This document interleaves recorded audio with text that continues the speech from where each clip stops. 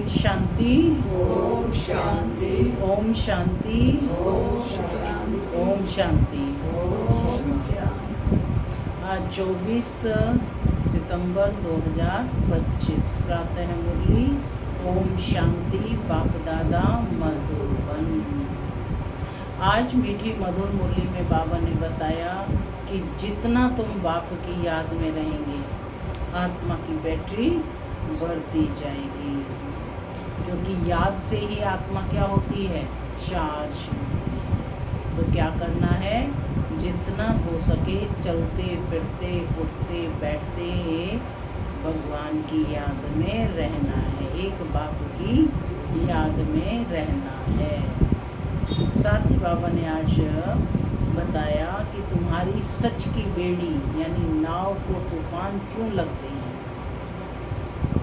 विघ्न आते हैं, तूफान लगते हैं, तो उनके कारण क्या हैं। तो आज बाबा ने बताया कि जो सत्य की राह पर चलते हैं उसमें तूफान तो बहुत आते हैं, हिलती डुलती है लेकिन डूबती नहीं है।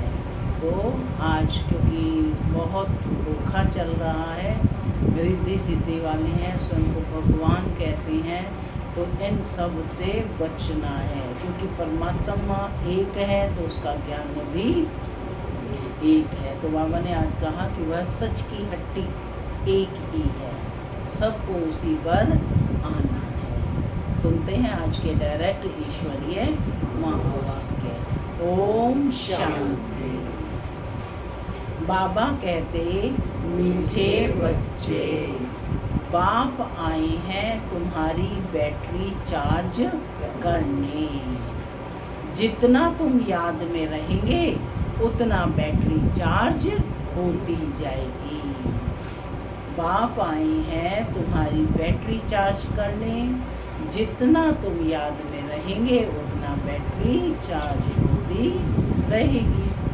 आज की मुरली से प्रश्न है, तुम्हारी सच की बेड़ी अर्थात नाव को तूफान क्यों लगते हैं। तुम्हारी सच की बेड़ी अर्थात नाव को तूफान क्यों लगते हैं, क्या कारण है तूफान लगते हैं, याद में नहीं रहते हैं, श्रीमत पर नहीं चलते। चलो बाबा का उत्तर सुनते हैं। बाबा कहते, क्योंकि इस समय आर्टिफिशियल बहुत निकल पड़े हैं। कोई अपने को भगवान कहते, कोई रिद्धि सिद्धि दिखाते, माने चमत्कार दिखाते हैं, इसलिए मनुष्य सच को परख नहीं सकते। सच की बेड़ी को हिलाने की कोशिश करते, परंतु तुम जानते हो कि हमारी सच की नाव कभी डूब नहीं सकती। आज जो विघ्न डालते हैं कल वह समझेंगे कि सदगति का रास्ता यहाँ ही मिलना है। सबके लिए यह एक ही हट्टी है। क्या कहा बाबा ने, सबके लिए यह एक ही हट्टी है। ओम शांति माना मैं शांत स्वरूप आत्मा हूँ, शांति मेरा स्वधर्म है। बाबा कहते, मीठे बच्चे अब घर वापस जाना है। ओम शांति। रूहानी बच्चों प्रति अथवा रूहों प्रति, क्योंकि रूह अथवा आत्मा सुनती है इन कानों द्वारा, धारणा आत्मा में होती है। बाप की आत्मा में भी ज्ञान भरा हुआ है। बच्चों को आत्म अभिमानी बनना है इस जन्म में। भक्ति मार्ग के 63 जन्म द्वापर युग से तुम देह अभिमान में रहते हो। आत्मा क्या है यह पता नहीं रहता है। आत्मा है जरूर, आत्मा ही शरीर में प्रवेश करती है। दुख भी आत्मा को ही होता है, शरीर को कोई होता है दुख किसको होता है, शरीर को चलाने वाली जो ड्राइवर आत्मा है उसी को ही दुख होता है। कहा भी जाता है पतित आत्मा पावन आत्मा। पतित शरीर पतित आत्मा तो नहीं कहा जाता। पतित पावन आत्मा पावन शरीर। तो कब होता है ये? सतयुग। तो उसका गायन आज तक भी है। कहा भी जाता है पतित आत्मा पावन आत्मा। पतित परमात्मा कभी नहीं सुना है। सर्व के अंदर परमात्मा अगर होता तो पतित परमात्मा हो जाए। तो मुख्य बात है आत्म अभिमानी बनना है। आत्मा कितनी छोटी है, उसमें कैसे पार्ट भरा हुआ है, यह किसी को भी पता नहीं है। तुम तो नई बात सुनते हो। यह याद की यात्रा भी बाप सिखलाते हैं और कोई सिखला ना सके। मेहनत भी है इसमें। घड़ी घड़ी अपने को आत्मा समझना है। जैसे देखो यह इमरजेंसी लाइट आई है जो बैटरी से चलती है, इसको फिर चार्ज करते हैं। बाप है सबसे बड़ी पावर। क्या कहा बाबा ने? बाप है सबसे बड़ी पावर। आत्माएं कितनी ढेर हैं, उस सबको उस पावर से भरना है। बाप है सर्व शक्तिमान। हम आत्माओं का उनसे योग नहीं होगा तो बैटरी चार्ज कैसे हो? है ना विचारणीय प्रश्न। जब उनसे योग ही नहीं होगा तो बैटरी कैसे चार्ज होगी? हो सकती है बैटरी चार्ज? नहीं होगी ना। सारा कल्प लगता है डिस्चार्ज होने में। अभी फिर बैटरी को चार्ज करना होता है। बच्चे समझते हैं हमारी बैटरी डिस्चार्ज हो गई है, अब फिर चार्ज करनी है। कैसे? बाबा कहते हैं मेरे से योग लगाओ। यह तो बहुत सहज समझने की बात है। बाप कहते हैं मेरे साथ बुद्धि योग लगाओ तो तुम्हारी आत्मा में पावर भरकर सतो प्रधान बन जाएगी। पढ़ाई तो है ही कमाई। क्या है पढ़ाई?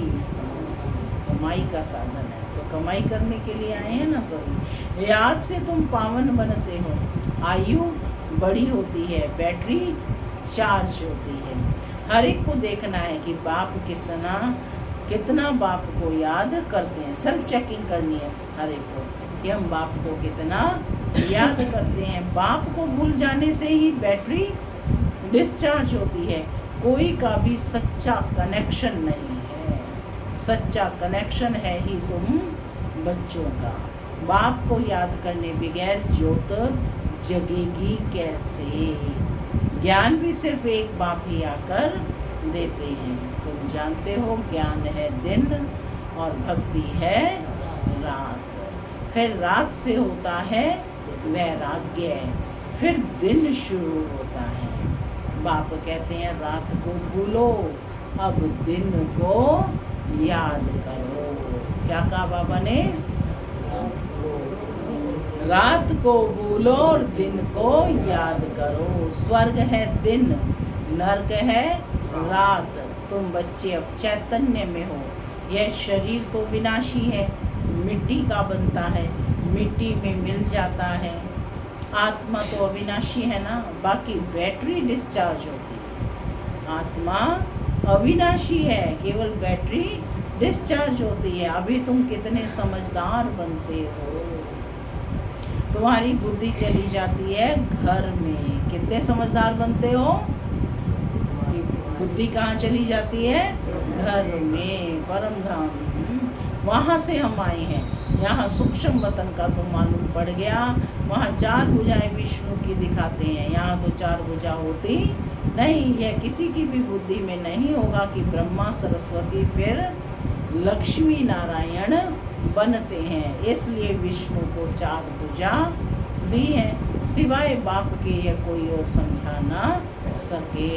आत्मा में ही संस्कार बढ़ते हैं। आत्मा ही तमो प्रधान से फिर सतो प्रधान बनती है। आत्मा ही बाप को पुकारती है, ओ बाबा हम डिस्चार्ज हो गए हैं। कब से पुकार रहे हैं? अब आप आओ, हमको चार्ज होना है। अब बाप कहते हैं जितना याद करेंगे उतना ताकत आएगी। बाप से बहुत लव होना चाहिए। बाबा हम आपके हैं, आपके साथ ही घर जाने वाले हैं। जैसे पियर घर से ससुर घर वाले ले जाते हैं ना, यहाँ तुमको 2 बाप मिले हैं। श्रृंगार कराने वाले, श्रृंगार भी अच्छा चाहिए, अर्थात सर्वगुण संपन्न बनना है। अपने से पूछना है मेरे में कोई अवगुण तो नहीं है क्या। मनसा में बल तूफान आते हैं, कर्मणा से कुछ नहीं करता हूँ क्या। चेकिंग करनी है, किसको दुख तो नहीं देता हूँ क्या। बाप है दुख हरता सुख करता। हम भी सबको सुख का रास्ता बताते हैं। बाबा बहुत युक्तियाँ बतलाते रहते हैं। तुम तो हो सेना। कौन बैठे हो? सेना। तुम्हारा नाम ही है प्रजापिता, ब्रह्मा, कुमार, कुमारियाँ। कोई भी अंदर आए पहले तो ये पूछो कि कहाँ से आए हो, किसके पास आए हो। कहेंगे हम बीके के पास आए हैं। अच्छा ब्रह्मा कौन है? ब्रह्मा कौन है? प्रजापिता ब्रह्मा का नाम कभी सुना है क्या? हाँ, प्रजापिता के तो तुम भी बच्चे हो। प्रजा तो सब हो गए ना। देखो बाबा कैसे एजुकेट कर रहे हैं बच्चों को कि कैसे आपने युक्ति से ज्ञान समझाना है। तो बाबा कहते तुम्हारा बाप है, तुम सिर्फ जानते नहीं हो। ब्रह्मा भी जरूर किसी का बच्चा होगा ना। उनके बाप का कोई शरीर तो देखने में नहीं आता है। ब्रह्मा विष्णु शंकर इन तीनों के ऊपर है शिव बाबा। इन तीनों के ऊपर कौन है? शिव बाबा। त्रिमूर्ति शिव कहा जाता है, तीनों का रचयिता। ऊपर में एक शिव बाबा, फिर है 3। जैसे सिजरा होता है ना, ब्रह्मा का बाप जरूर भगवान ही होगा, वह है आत्माओं का पिता। अच्छा फिर ब्रह्मा कहाँ से आया? बाप कहते हैं मैं इनमें प्रवेश कर इनका नाम रखता हूँ ब्रह्मा। तुम बच्चों के नाम रखे हैं, इनका भी नाम रखा। कहते हैं यह मेरा दिव्य अलौकिक जन्म है। डायरेक्ट स्पीच है। भगवान क्या कहते हैं? यह मेरा दिव्य अलौकिक जन्म है। तुम बच्चों को मैं अडॉप्ट करता हूँ, मैंने गोद लेता हूँ, बाकी इनमें प्रवेश करता हूँ, फिर तुमको सुनाता हूँ। इसलिए यह हो गए बाप दादा। जिसमें प्रवेश किया उनकी आत्मा तो है ना, उनके बाजू में मैं आकर बैठता हूँ। 2 आत्माओं का पार्ट तो यहाँ बहुत चलता है। आत्मा को बुलाते हैं तो आत्मा कहाँ आकर बैठेगी? जरूर ब्राह्मण के बाजू में आकर बैठेगी। यह भी 2 आत्माएं हैं, बाप और दादा। इनके लिए बाप कहते हैं अपने जन्मों को नहीं जानते हो। तुमको भी कहते हैं तुम अपने जन्मों को नहीं जानते थे। अब स्मृति आई है। कल्प कल्प 84 का चक्र लगाया, फिर वापस जाते हैं। यह है संगम युग। अब ट्रांसफर होते हैं। योग से तुम सतो प्रधान बन जाएंगे, बैटरी चार्ज हो जाएगी, फिर सतयुग में आ जाएंगे। बुद्धि में सारा चक्र फिरता रहे, डिटेल में तो नहीं जा सकेंगे। झाड़ की भी आयु होती है, फिर सूख जाता है।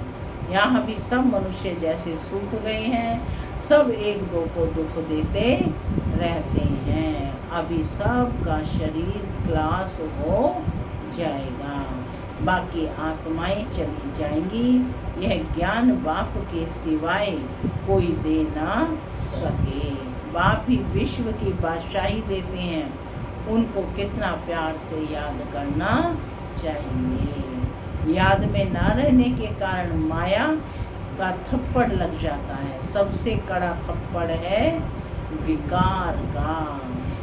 युद्ध के मैदान में तुम ब्राह्मण ही हो ना, तुमको ही तूफान आएंगे। परंतु कोई विकर्म नहीं करना है। विकर्म किया तो हार खाए। बाबा से पूछते हैं, यह करना पड़ता है। बच्चे तंग करते हैं तो गुस्सा आ जाता है। बच्चों को अच्छी रीति संभालेंगे नहीं तो खराब हो जाएंगे। कोशिश करके बाबा कहते थप्पड़ नहीं लगाओ। श्री कृष्ण के लिए दिखाते हैं ना, ओखली से बांधा, रस्सी से बांधो, खाना ना दो, रो रो कर आखिर कहेंगे अच्छा अब नहीं करेंगे। बच्चा है फिर भी करेगा। शिक्षा देनी है। बाबा भी बच्चों को शिक्षा देते हैं, बच्चे कभी बेकार में मत जाना, कुल कलंकित नहीं बनना। लौकिक में भी कोई कपूत बच्चा होता है तो माँ बाप कहते हैं ना, यह क्या काला मुँह करते हो, कुल को कलंक लगाते हो। हार जीत, जीत हार होते होते आखिरी जीत हो जाएगी। सच की बेड़ी, सच की नाव है। तूफान बहुत आएंगे क्योंकि आर्टिफिशियल बहुत निकल पड़े हैं, पता ही नहीं चलता ना। तो कहते हैं आर्टिफिशियल बहुत निकल पड़ते हैं। तो कहते कोई अपने को भगवान कहते, कोई क्या कहते, रिद्धि सिद्धि भी बहुत दिखाते हैं, साक्षात्कार भी कराते हैं। बाप आते ही हैं सर्व की सदगति करने। रिद्धि सिद्धि वाले चमत्कार दिखाते हैं, बस कहते यही भगवान है ना। इतना विश्वास वो बिठा देते हैं, लेकिन वो रियल नहीं है। फिर ना तो बाबा कहते कि बाप आया है सबकी सदगति करने। फिर ना तो ये जंगल रहेगा, ना जंगल में रहने वाले रहेंगे। अभी तुम हो संगम युग का, जानते हो कि यह पुरानी दुनिया कब्रिस्तान हुई पड़ी है। कोई मरने वाले से दिल थोड़े ही लगाते हैं। यह दुनिया तो गई की गई, विनाश हुआ कि हुआ। बाप आते ही तब है जब नई दुनिया पुरानी होती है। बाप को अच्छी रीति याद करेंगे तो बैटरी चार्ज होगी। भल वाणी तो बहुत अच्छी अच्छी चलाते हैं, परंतु याद का जौहर नहीं तो वह ताकत नहीं रहती। जौहरदार तलवार नहीं। बाप कहते हैं यह कोई नई बात नहीं है, 5000 वर्ष पहले भी आए थे। बाप पूछते हैं आगे कब मिले हो, तो कहते हैं कल्प पहले मिले थे। कब मिले थे? पक्का सब कल पहले मिले थे। कोई फिर कह देते ड्रामा आप ही पुरुषार्थ कराएगा। अच्छा, अब ड्रामा पुरुषार्थ करा रहा है ना, तो फिर करो। बाबा कहते हैं करा रहा है तो करो, एक जगह बैठ तो नहीं जाना है। जिन्होंने कल्प पहले पुरुषार्थ किया है वह ही करेंगे। अभी तक जो आए नहीं है वह आने हैं। जो चलते चलते भाग गई, शादी आदि जाकर की, उनका भी ड्रामा में पार्ट होगा, तो आकर फिर पुरुषार्थ करेंगे। जाएंगे कहाँ? बाबा पूछ रहे हैं जाएंगे कहाँ? बाप के पास ही सबको पूंछ लटकाना पड़ेगा। लिखा हुआ है ना, भीष्म पितामह आदि भी अंत में आते हैं। अभी तो कितना घमंड है, फिर वह घमंड उन्हों का पूरा हो जाएगा। तुम भी हर 5000 वर्ष के बाद पार्ट बजाते हो, राजाई लेते हो, गंवाते हो। दिन प्रतिदिन सेंटर्स बढ़ते जाते हैं। भारतवासी जो खास देवी देवताओं के पुजारी हैं उनको समझाना है। सतयुग में देवी देवता धर्म था तो उनकी पूजा करते थे। देवियों के दिन चल रहे हैं तो मंदिर में जो देवी भक्त आ रहे हैं उनको मैसेज दो। क्रिश्चियन लोग क्राइस्ट की महिमा करते हैं, हम आदि सनातन देवी देवता धर्म की महिमा करते हैं। वह किसने स्थापन किया? वो लोग समझते हैं कृष्ण ने स्थापन किया, तब उनकी पूजा करते हैं। तुम्हारे में भी नंबरवार है। कोई कोई कितनी मेहनत करते हैं और कोई कितनी दिखाते हैं ना कि गोवर्धन पर्वत को अंगुली पर उठा लिया। अभी यह पुरानी दुनिया है, सब चीज़ों से ताकत निकल गई है। सोना भी खानियों से नहीं निकलता। स्वर्ग में तो सोने के महल बनते हैं। अभी तो गवर्नमेंट तंग हो जाती है क्योंकि कर्जा देना पड़ता है। वहाँ तो अथाह धन है। दीवारों में भी हीरे जवाहरात लगे रहते हैं। हीरों की जड़त का देवताओं को शौक रहता है। वहाँ धन की कमी नहीं है। कारून का खजाना रहता है। कौन सा खजाना रहता है? कारून का खजाना, जो कभी भी खत्म नहीं होता है ना, इसलिए उसको कहते हैं कारून का खजाना। अथा है तो अल्लाह अवल दिन का खेल दिखाते हैं ना कि ठगा करने से महल निकल आते हैं। यहाँ भी दिव्य दृष्टि मिलने से स्वर्ग में चले जाते हैं। वहाँ प्रिंस प्रिंसेस हैं के पास मुरली आदि सब चीज़ें हीरों की रहती हैं। प्रिंस प्रिंसेस क्या ये लकड़ी की काट की मुरली बजाएंगे? कैसी बजाएंगे? हीरे की। आज बाबा ने कहा वहाँ प्रिंस प्रिंसेस के पास मुरली आदि सब चीज़ें हीरो की रहती हैं।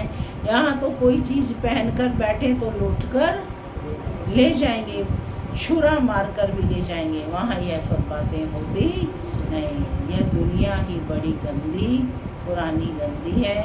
इन लक्ष्मी नारायण की दुनिया तो वहाँ थी। हीरे जवाहरातों के महल थे। अकेले तो नहीं होंगे ना? क्या लक्ष्मी नारायण सतयुग में अकेले होंगे? उसको कहा जाता है स्वर्ग। तुम जानते हो बरोबर हम स्वर्ग के मालिक थे। हमने ये सोमनाथ का मंदिर बनाया था। यह समझते हम क्या थे। फिर भक्ति मार्ग में कैसे मंदिर बनाकर पूजा करते हैं। अब आत्मा को अपने 84 जन्मों का अब ज्ञान है। पहले नहीं था, अब ज्ञान है ना। कितने हीरे जवाहरात थे, वह सब कहाँ गए? पूछ रहे हैं बाबा। बाबा ने कितने हीरे जवाहरातों से श्रृंगार किया था, आपको पूछ रहे हैं वह सब कहाँ गए? आहिस्ते आहिस्ते सब खलास होते गए। मुसलमान आए, इतना तो लूट कर ले गए जो कब्रों में जाकर हीरे लगाए, ताजमहल आदि बनाया। फिर ब्रिटिश गवर्नमेंट वहाँ से खोद कर ले गई। अभी तो कुछ भी नहीं है। भारत बेघर है, कर्जा ही कर्जा है, लेते रहते हैं। अनाज चीनी आदि कुछ नहीं मिलता। विश्व को बदलना है, परंतु उनसे पहले आत्मा की बैटरी को सतो प्रधान बनाने के लिए चार्ज करना है। बाप को याद जरूर करना है। बुद्धि का योग बाप के साथ हो, उनसे ही वर्षा मिलता है। माया की इसमें ही लड़ाई होती है। वर्षा लेने में ही माया की लड़ाई होती है। आगे इन बातों को तुम थोड़े ही समझते थे। जैसे दूसरे वैसे तुम थे। तुम अभी हो संगम युगी और वह सब है कलयुगी। मनुष्य कहेंगे इन्हों को तो जो आता है सो कहते रहते हैं, लेकिन समझाने की युक्तियाँ भी बहुत होती हैं। धीरे धीरे तुम्हारी वृद्धि होती जाएगी। अभी बाबा बड़ी यूनिवर्सिटी खोल रही हैं। इसमें समझाने के लिए चित्र तो चाहिए ना।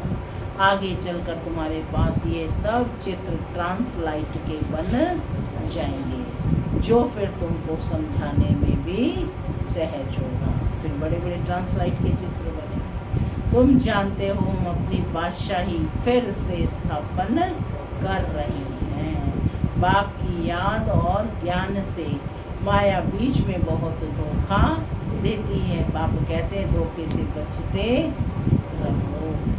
युक्तियाँ तो बहुत बतलाते रहते हैं। मुख से सिर्फ इतना बोलो कि बाप को याद करो, तो तुम्हारे विकर्म विनाश होंगे और तुम ये लक्ष्मी नारायण बन जाएंगे। ये बैजेस आदि भगवान ने खुद बनाए हैं, तो इनका कितना कदर होना चाहिए। सबके बैजेस लगे हैं, तो इस बैजेस का पूरा कदर होना चाहिए। अच्छा, मीठे मीठे सिक्के लदे बच्चों प्रति माता पिता बाप दादा का याद प्यार और गुड मॉर्निंग रूहानी बाप की रूहानी बच्चों को नमस्ते।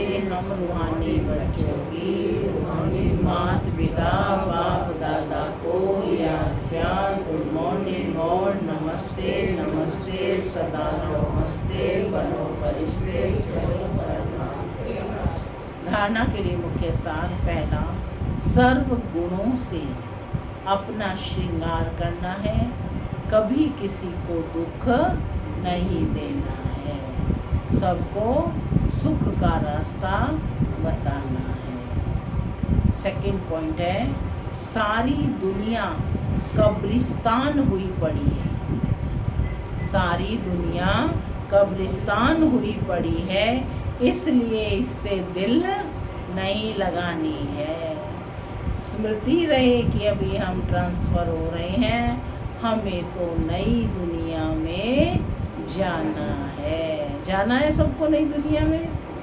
आज का वरदान है, माया व विघ्नों से सेफ रहने वाले बाप दादा की छत्र छाया के अधिकारी भव। माया व विघ्नों से सेफ रहने वाले बाप दादा की छत्र छाया के अधिकारी भव। जो बाप दादा के सिक्की लदे लाडले हैं, उन्हें बाप दादा की छत्र छाया अधिकार रूप में प्राप्त होती है। जिस छत्र छाया में माया के आने की ताकत नहीं, वह सदा माया पर विजयी बन जाते हैं। यह याद रूपी छत्र छाया सर्व विघ्नों से सेफ कर देती है। किसी भी प्रकार का विघ्न छत्र छाया में रहने वाले के पास आ नहीं सकता। छत्र छाया में रहने वालों के लिए मुश्किल से मुश्किल बात भी सहज हो जाती है। पहाड़ समान बातें रुई के समान अनुभव होती हैं। स्लोगन है, प्रभु प्रिय, लोकप्रिय और स्वयं प्रिय बनने के लिए संतुष्टता का गुण धारण करो। अव्यक्त इशारे, अब लगन की अग्नि को प्रज्वलित कर योग को ज्वाला रूप बनाओ। विशेष याद की यात्रा को पावरफुल बनाओ। ज्ञान स्वरूप के अनुभवी बनो। आप श्रेष्ठ आत्माओं की शुभ वृत्ति व कल्याण की वृत्ति और शक्तिशाली वातावरण, अनेक तड़पती हुई, भटकती हुई, पुकार करने वाली आत्माओं को आनंद, शांति और शक्ति की अनुभूति कराएंगी। ओम शांति।